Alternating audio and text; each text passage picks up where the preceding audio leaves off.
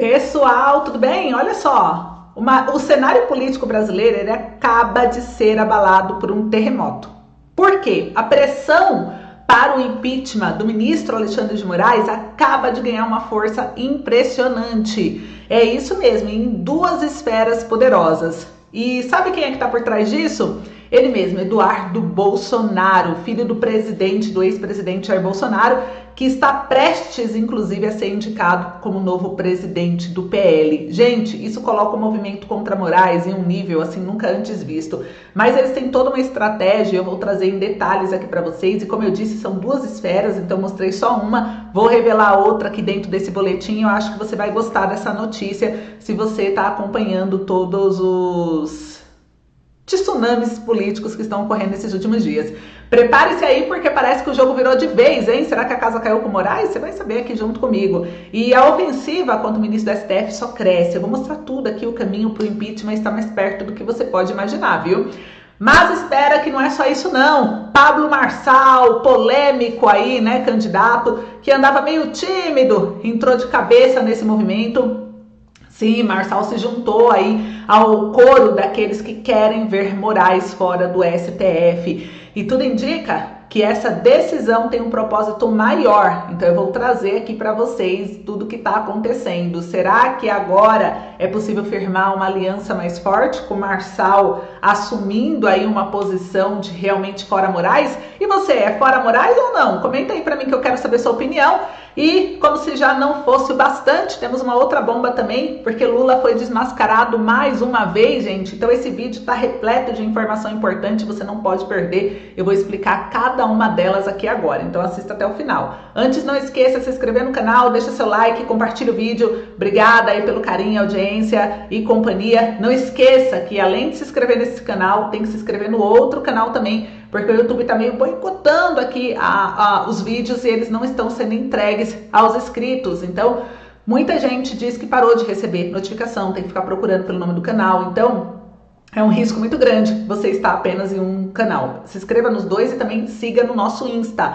Eu vou deixar o link tudo aqui no primeiro comentário para você conseguir nos acompanhar e ficar sempre por dentro da verdade. Eu também peço um grande favor para vocês, enorme, né, na verdade, que é para você deixar aquele joinha que fortalece muito o meu trabalho, me ajuda demais. E também compartilhar esse vídeo o máximo possível que você puder. Posso contar com você? Então vamos lá para as informações. Eu vou começar aqui com a primeira notícia, já vou colocar em tela. Saiu pela revista Oeste e eu vou trazer para vocês essa informação. Deixa eu compartilhar já ela aqui, porque o Lula, como sempre, né, vem nos surpreendendo. Não de forma positiva, claro, mas olha só, Lula cria imposto global para multinacionais. Gente, o objetivo da nova cobrança é garantir uma tributação mínima de 15% dos lucros das empresas. Olha só como o Lula é, né? O presidente Luiz Inácio Lula da Silva editou a medida provisória. Ele editou que cria o chamado Imposto Mínimo Global. Ah, gente, tá de brincadeira, né? O objetivo da nova cobrança, olha só, segundo o governo, é garantir uma tributação mínima de 15% sobre os lucros das empresas multinacionais que estão no Brasil. O Diário Oficial publicou a decisão nessa quinta-feira do dia 3 de outubro. E segundo o Ministério da Fazenda, o outro objetivo é proteger o Brasil da chamada erosão da base tributária. As empresas usam esse mecanismo para pagar menos impostos. Esse modelo de tributação adotado pelo governo Lula já é usado pela União Europeia e pelo Reino Unido. E a finalidade do imposto é criar um adicional à contribuição social sobre o lucro líquido, né? Além disso, o governo quer garantir uma alíquota mínima de 15%, também visa a evitar que as empresas se beneficiem da baixa tributação em outros países e como os paraísos fiscais para escaparem dos impostos. Também haverá novas diretrizes para adaptar a legislação tributária brasileira às chamadas regras globais contra a erosão da base tributária. A Organização para a Cooperação e Desenvolvimento Econômico e o G20 foram os órgãos que criaram essas regras e a intenção é que as empresas paguem mais impostos. Aqui também diz que a tributação ficará toda com a União. Diferentemente do imposto de renda, cuja arrecadação fica com os estados e municípios, a tributação do CSLL fica com toda a União. O governo, no entanto, aplicará a taxação a empresas multinacionais que tenham oferido receita anual de 4,5 bilhões ou mais em pelo menos 2 dos últimos anos. Então se prepara aí para essa bomba, comenta aí o que você achou dessa. Essa eu vou deixar até com vocês, gente, que tem umas atitudes do governo que eu nem consigo encontrar palavras para descrever a minha opinião, sério, é revoltante. Agora, a segunda notícia saiu no jornal Metrópolis, pelo Guilherme Amado. Homem do agro no governo Lula gasta mais de R$500 milhão com campanhas. Gente, empresário do agro e assessor do ministro da Agricultura, Carlos Augustin, o Tete, né? O Tete, eu acho que é assim que pronuncia, não sei, me corrijam aí nos comentários, né? Sempre o pessoal já vai me corrigindo mesmo. Já comenta aí qual é a pronúncia correta. Ele investe alto em candidaturas nas eleições municipais, gente. O empresário do agronegócio, assessor especial do ministro da Agricultura, Carlos Fávaro. Carlos Ernesto Agustin, conhecido aí, né, como Tete, à esquerda na foto acima aqui do jornal, ó. Tá vendo? Ele tem investido alto em doações a candidaturas nas eleições municipais desse ano. Ele já destinou mais de R$500 milhão às campanhas, divididos entre 5 candidatos e um partido. Candidato a prefeito de Rondonópolis, do PSB, Paulo José, é quem mais recebeu recursos do empresário. Assessor do governo Lula, R$300 mil. Ele mesmo ventilou como possível candidato à prefeitura da cidade pelo PT, mas se retirou da disputa.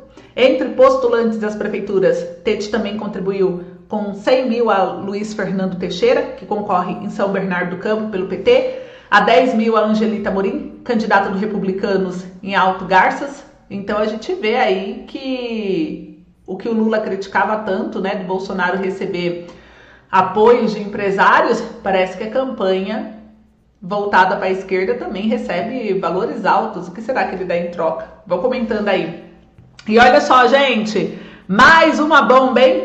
Lula alinha o Brasil ao Irã. Meus amigos, o presidente precisa responder com sua afinidade, né? E favorece os princípios constitucionais da diplomacia, como a prevalência dos direitos humanos e o repúdio ao terrorismo. Mas, assim como escolheu tacitamente alinhar o Brasil à Rússia na agressão que o regime de Vladimir Putin cometeu contra a Ucrânia, apoiando inclusive uma proposta para o fim da guerra que equivale à capitulação da Ucrânia, o presidente Luiz Inácio Lula da Silva agora decidiu explicitamente, tá aqui na matéria, ó, não é minha opinião, isso aqui é fato, alinhar o Brasil ao Irã no conflito com Israel. Gente, os sinais são inequívocos. Quando Israel decidiu atacar bases aqui no Líbano, após um ano sendo agredido diariamente, o Itamaraty condenou a operação nos mais fortes termos. Quando o Irã, sem ser atacado diretamente, lançou sobre Israel uma chuva de 200 mísseis, também para vingar, o governo se limitou, quase num sussurro, a manifestar preocupação. Há meses o Brasil retirou seu embaixador de Israel, o que equivale de facto, né, a um rompimento diplomático, mas o Planalto prestigiou o Irã, enviando o vice-presidente Geraldo Alckmin à posse do novo presidente iraniano, onde formou fila com terroristas. Olha isso, que absurdo. A relação entre israelenses e palestinos tem uma história, complexa e dolorosa que pode ser traçada até os templos bíblicos. Não há inocentes nessa história, mas a visão simplista e simplória de Lula reduz tudo a uma dicotomia maniqueísta entre opressores e oprimidos. Lula é incapaz de condenar o Hamas como um grupo terrorista, mas equipara o governo de Israel ao nazismo.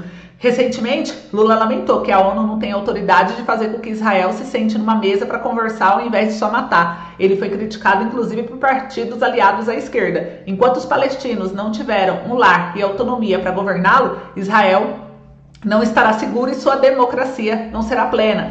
Ainda assim, Israel é, a rigor, a única democracia no Oriente Médio e o único Estado genuinamente laico que reconhece direitos iguais às mulheres e abriga cerca de 1/5 da população de árabes com plenos direitos políticos. Em contraste, o Irã é um regime totalitário, teocrático e imperialista que desrespeita sistematicamente os direitos humanos de seus cidadãos. Israel não tem como política de Estado destruir outro país. Já o Irã prega oficialmente não só a destruição de Israel, mas, a rigor, a submissão de todas as nações à sua revolução. E não hesita em pregar para esse fim milícias terroristas que oprimem povos e provocam conflitos no Oriente Médio e já mataram milhares de civis ao redor do mundo. Isso não significa que o Brasil deve se alinhar automática e incondicionalmente a Israel contra o Irã. mas tampouco que deva ser neutro. Países não têm amigos, têm interesses, e os interesses da política externa brasileira são os consagrados na Constituição. A prevalência dos direitos humanos, da autodeterminação dos povos, da solução pacífica dos conflitos e do repúdio ao terrorismo. Aplicados ao Oriente Médio, esses princípios implicam a repressão de organizações terroristas, o favorecimento da diplomacia nos conflitos entre nações, ao invés de confrontos armados diretos, e uma solução para o povo palestino que passe por uma concertação dos países árabes com Israel para a pacificação e governança dos territórios palestinos até a criação de um Estado. Quanto ao Irã, cabe apoiar formas de dissuadir sua agressividade externa, o que inclui condenar qualquer tentativa de criar um arsenal nuclear e, na medida do possível, favorecer reformadores que buscam restaurar os direitos humanos e as liberdades políticas dos iranianos. Obviamente, é mais fácil aí dizer do que fazer, mas se o caminho é tortuoso e os instrumentos do Brasil são escassos, ao menos os fins deveriam ser claros. Porém, a única coisa clara sobre a diplomacia do governo Lula é sua oposição a Israel e seu alinhamento com o Irã. Os brasileiros, suas lideranças civis e seus representantes eleitos têm uma singela questão a fazer a Lula. Qual é o interesse do Brasil na sua fraterna amizade com os ayatolás? Responda aí para mim nos comentários. Eu adorei esse texto, ver aqui a opinião do Estadão, né? Eu queria entender de vocês o que vocês acham disso. Enquanto isso, gente, olha só mais uma bomba aqui no Jornal Globo. À véspera da eleição, Bolsonaro articula para colocar Eduardo no lugar de Valdemar como presidente do PL. O ex-presidente citou a proibição de manter contato com o comandante da legenda por decisão de Alexandre de Moraes como justificativa para a mudança na organização da sigla. Em tramitação ao vivo nesta sexta-feira, Bolsonaro afirmou que articula para transferir a presidência do PL de Valdemar Costa para um de seus filhos, deputado Eduardo Bolsonaro. O ex-chefe do executivo citou a proibição de manter contato com o comandante da legenda por uma decisão de Alexandre de Moraes, óbvio, né? E aqui mostra que ele falou que conversou com o Eduardo, ele não pode conversar com o Valdemar.